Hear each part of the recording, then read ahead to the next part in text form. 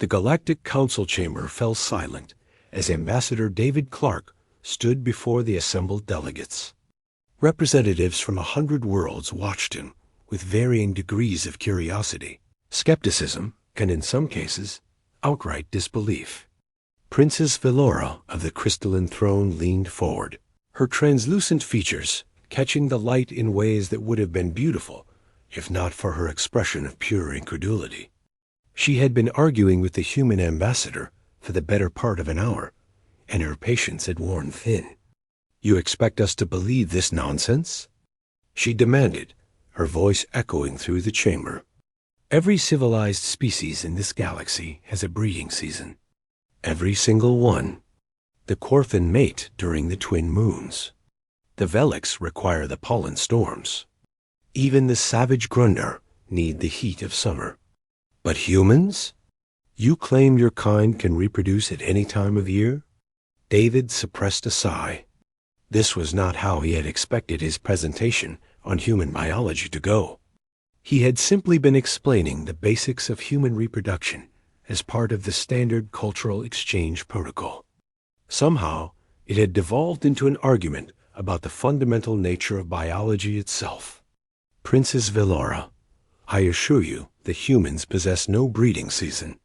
We are capable of reproduction during any month, any season, any time of year." The princess rose from her seat, her crystalline robes chiming like bells.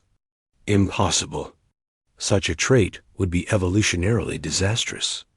A species would exhaust itself, deplete its resources, overwhelm its environment. Nature itself demands the rhythm of seasons, the cycle of fertility and rest." A murmur of agreement rippled through the assembled delegates. David could see heads nodding, appendages gesturing in approval.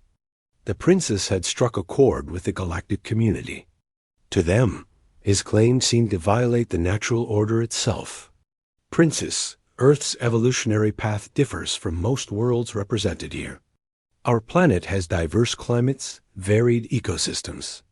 Different human populations evolved in different environments. Some lived where seasons barely existed. Others endured harsh winters and brutal summers. The ability to reproduce year-round became an advantage, not a weakness." Velora laughed, a sound like crystal chimes in a winter wind. "An advantage? Ambassador, do you take us for fools? Continuous fertility would mean continuous population growth. Your species would have overwhelmed your planet millennia ago. Where are the billions upon billions of humans that such reproduction would create? Where are the ruined wastelands stripped bare to feed endless mouths?" David opened his mouth to respond, but she cut him off with a wave of her hand. "Furthermore," she continued, warming to her subject, "every species has biological imperatives tied to their reproduction. The Korthan become aggressive and territorial during mating season. The Velex enter a state of heightened sensory awareness. The Thrain build elaborate nests. These behaviors are driven by hormones, by instinct, by the very fabric of our biology. Are you suggesting humans have no such drives? That you simply decide when to reproduce on a whim?" "We do have drives and instincts," David said carefully. "They simply are not confined to a particular season. Human attraction, courtship, and reproduction can occur at any time." The chamber erupted in chatter. David could hear the disbelief in a dozen different languages, through a dozen different translation matrices. A delegate from the Spiral Arm stood, his tentacles writhing with agitation. "Ambassador Clark, I mean no disrespect to your species, but this claim strains credulity. My people have studied xenobiology for generations. We have documented the reproductive cycles of thousands of species across hundreds of worlds. In every case, we have found seasonal patterns.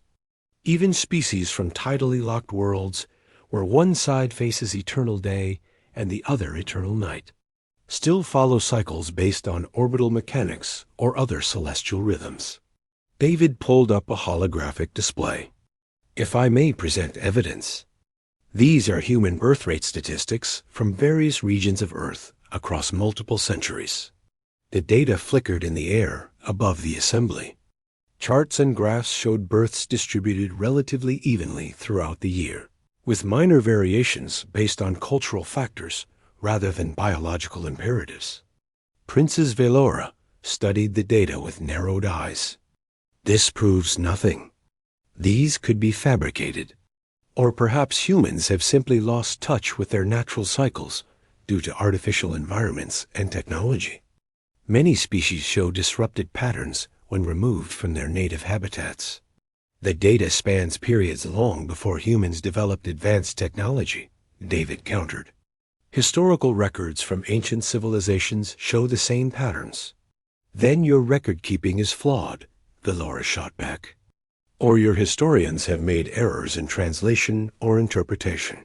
David felt his frustration mounting. He had come prepared to discuss trade agreements and cultural exchange, not to defend basic facts about human biology. Yet here he stood, arguing about something that seemed so fundamental, so obvious to him, yet so impossible to these alien minds. Princess, what would it take to convince you? Velora's expression shifted, a sly smile crossing her crystalline features. Prove it. Excuse me? You claim humans can breed at any time. Very well. Prove it. She gestured broadly to the assembly. We are in the midst of the cold season on this station, orbiting a world locked in winter. The Korthan among us feel no mating urges. The Veliks are dormant.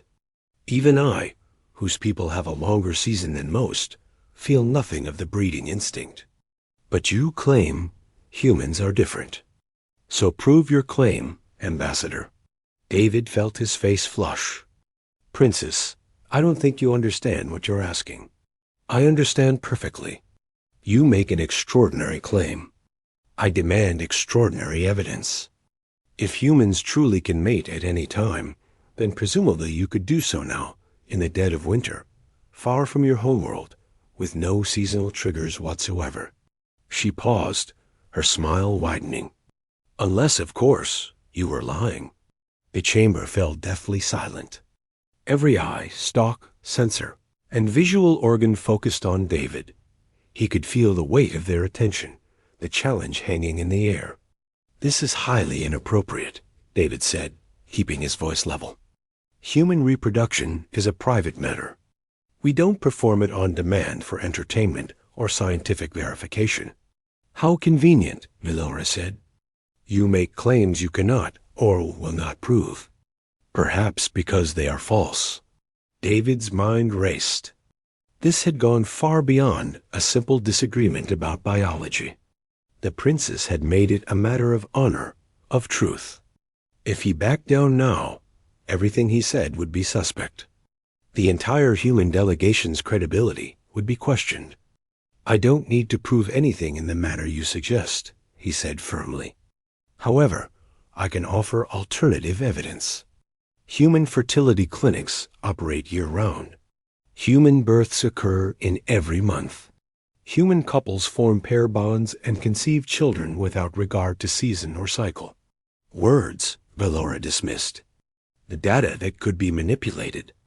I want proof that cannot be denied. An idea struck David. He pulled up another display.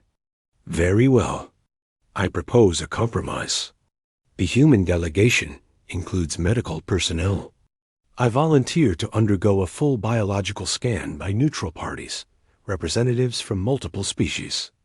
They can verify that human reproductive systems show no signs of seasonal dormancy or cyclical variation. The scan will show that humans maintain constant fertility year-round. Velora considered this. And you would submit to this examination now? In winter? Far from any breeding season you might claim? I would. And I would further propose that we conduct similar scans across the human population aboard this station, with volunteers of various ages and backgrounds. The data will speak for itself. The princess tapped a crystalline finger against her throne. Around the chamber, delegates whispered and conferred. Finally, she nodded. Very well, Ambassador. I accept your proposal. If your scans prove what you claim, I will acknowledge that humans possess this unusual trait. But if they show any sign of seasonal variation, any hint that you have misrepresented your species' biology, you will admit your deception before this entire assembly." "Agreed," David said. 3 hours later, David stood in the station's medical bay, surrounded by xenobiologists from half a dozen species. They had subjected him to every scan, test, and examination their collective knowledge could devise. They had compared his results to baseline data from other humans, to historical medical records, to theoretical models of mammalian reproduction. The results were unambiguous. Back in the council chamber, the lead examiner, an elderly Thrain scientist named Korvax, presented the findings. His translated voice carried a note of wonder as he spoke.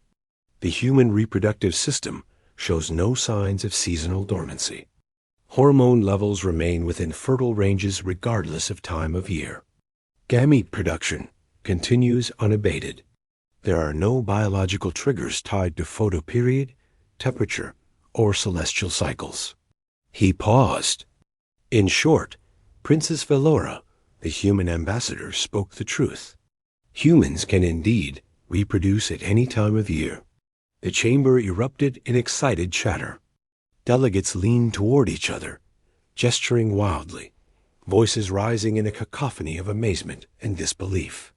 Princess Valora sat in stunned silence, her crystalline features shifting through a rainbow of colors that David had learned indicated deep thought and processing of difficult information. Finally, she stood. "Ambassador Clark, C.